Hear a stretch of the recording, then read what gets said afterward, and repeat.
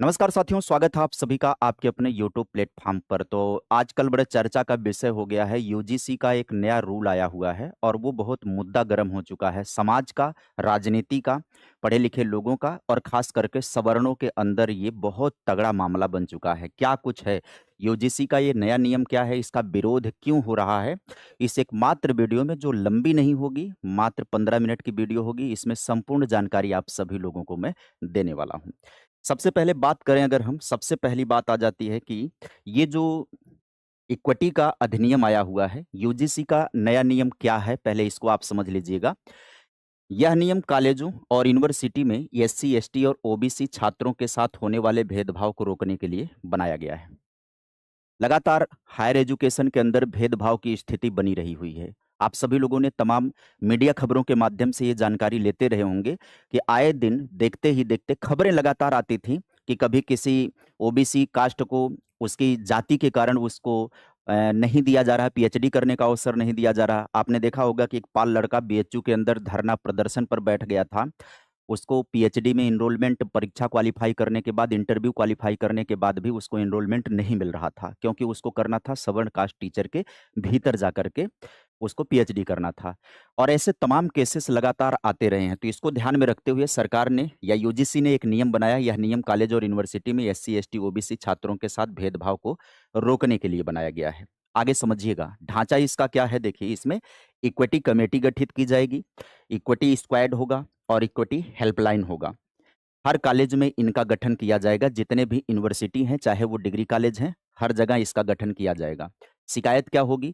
यदि कोई SC, ST, OBC छात्र शिकायत करता है कि उसके साथ जातिगत भेदभाव हुआ है, तो 24 घंटे में कमेटी को मिलना होगा और 7 से 15 दिनों में एक्शन लेना होगा कमेटी को शिकायत मिलने के बाद। यदि कोई कंप्लेन मिलती है तो उसको ऐसा करना होगा कमेटी को। सजा क्या हो सकती है?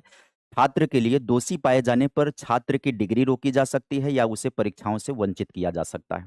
संस्थान के लिए क्या हो सकता है? यदि कॉलेज नियम नहीं मानता है तो यूजीसी उसकी मान्यता रद्द कर सकता है या ग्रांट रोक सकता है। यूजीसी ग्रांट कमीशन उसका नाम है, जो कॉलेज को, यूनिवर्सिटी को एथराइज करता है, ग्रांट देता है कि तुम चला सकते हो, तुम्हारे हमारे तरफ से मान्यता है, तो ग्रांट को रोका जा सकता है। अब आप समझिए, इसे क्यों लाना पड़ा, इसकी ज़रूरत क्यों पड़ी, पहले इसको समझिएगा। कुछ पिछले मामले आप समझ लीजिएगा, सुप्रीम कोर्ट के आदेश और उसके पश्चात ये नया नियम आया है। कुछ मामले क्या थे इस नियम को लाने के पीछे? मुख्य कारण सुप्रीम कोर्ट का आदेश और पिछले कुछ वर्षों में हुए कुछ चर्चित मामलों को माना जा रहा है। कौन से मामले हैं? चर्चित मामलों की बात अगर आप करेंगे तो रोहित बेमुला केस हुआ था 2016 और पायल तड़वी 2019 का मामला है। इन दोनों छात्रों की आत्महत्या के बाद यह मुद्दा उठा कि कैंपस में जातिगत भेदभाव होता है, जिसे रोकने के लिए सख्त कानून बनाने की जरूरत है। अब सुप्रीम कोर्ट का जो न्यायिक निर्देश आदेश आया है, सुप्रीम कोर्ट ने यूजीसी को निर्देश दिया कि परिसरों में भेदभाव को रोकने के लिए सख्त गाइडलाइन बनाए जाए। रोहित बेमुला का केस आप सभी को बड़ा चर्चित केस रहा है 2016 में, और ठीक वैसा ही 2019 में पायल तड़वी का भी मामला बड़ा चर्चित मामला था।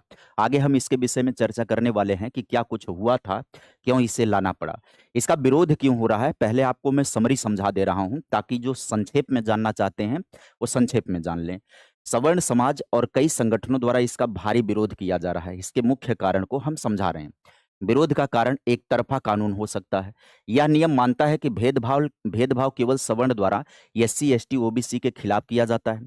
इसमें यह प्रावधान स्पष्ट नहीं है कि अगर कोई जनरल कैटेगरी के छात्र के साथ भेदभाव करे तो इसकी क्या सुरक्षा होगी।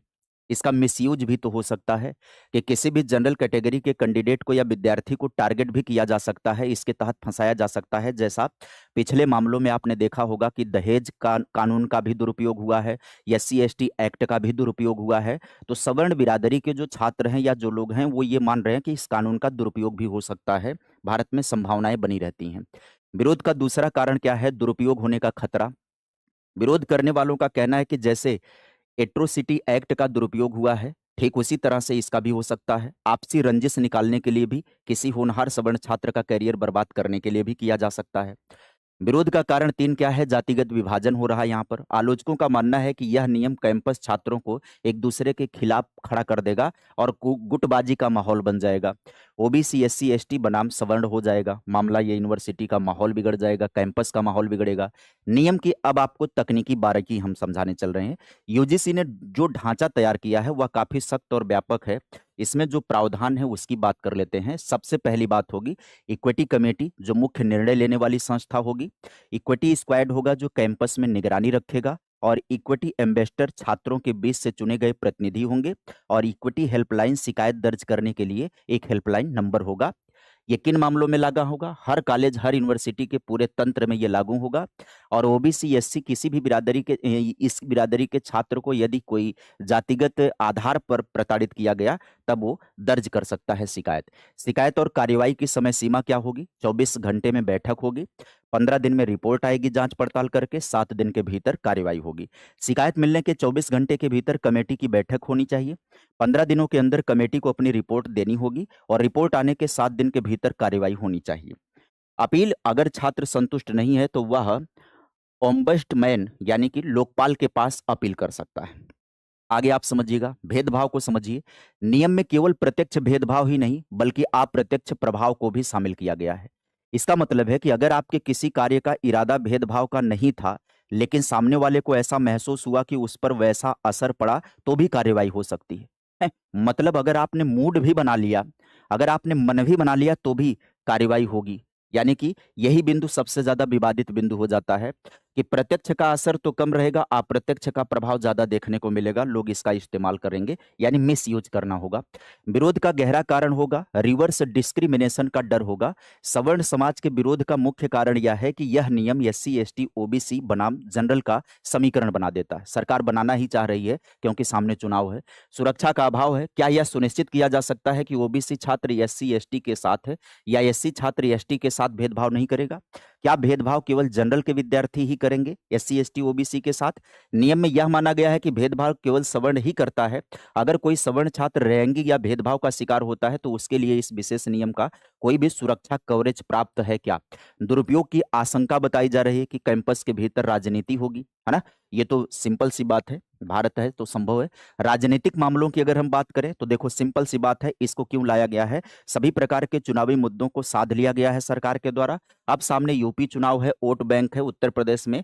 चुनाव को देखते हुए इसे लाया जा सकता है, ऐसा माना जा सकता है। सरकार सवर्ण वोट बैंक, जो कि भाजपा का कोर वोटर माना जाता है, ग्रांटेड ले रही है उसका। ओबीसी, एसटी वोट बैंक को साधने की कोशिश कर रही है और बड़े आसानी से इस मामले में सफल होती दिखाई पड़ रही है सरकार। क्योंकि ओबीसी, एसटी बनाम हो गया है सवर्ण, सवर्ण विरोध करना शुरू कर दिए हैं। अब जितने भी ओबीसी, एसटी वाली कैटेगरी है ना, वो उनके बचाव में, अपने बचाव के पक्ष में आ जाएगी। विरोध का समीकरण बन गया, समर्थन मिलना शुरू हो जाएगा भाजपा को। अब यहाँ पर बात कर ले, ये दोनों मामले हैं रोहित वेमुला और पायल तलवी के मामले को आप एग्जाम्पल के रूप में ले सकते हैं। कहीं ना कहीं ऐसे मामले होते रहते हैं, भारत में हर दिन मामले होते रहते हैं। ये मामले हैं यूनिवर्सिटी कैंपस के भीतर हुए मामले हैं। इस कारण से इस पर सुप्रीम कोर्ट ने अपना निर्णय सुनाया है। उम्मीद करेंगे कि आप सभी लोगों को सेशन में हर एक चीज समझ में आ गई है कि ये कानून लाना क्यों पड़ा। तो जातिगत भेदभाव होता है निश्चित तौर पर, यूनिवर्सिटी के अंदर या हायर एजुकेशन के अंदर ये चीजें पाई जाती हैं। लाना भी जरूरी था लेकिन लचीलापन थोड़ा सा उसमें होना चाहिए। इसका विरोध इसलिए हो रहा है कि इसका दुरुपयोग हो सकता है। इसका विरोध इसलिए हो रहा है कि राजनीतिक समीकरण साधने के लिए कैंपस के अंदर राजनीतिक भेदभाव या जातिगत भेदभाव पैदा करके विद्यार्थियों में गुटबाजी करने का अवसर दे रही है सरकार। तो इस मामले में देखना होगा। तो उम्मीद करेंगे पूरा सेशन आप सभी के समझ में आ गया होगा। यदि आपको सेशन समझ में आ गया होगा, सारी बारीकी समझ में आ गई होगी, तो वीडियो को लाइक कर दीजिएगा, थोड़ा सा अपने हित मित्रों तक शेयर कर दीजिएगा, चैनल पर नए होंगे सब्सक्राइब कर दीजिएगा। इस सेशन में इतना ही। Bye bye, take care, thank you.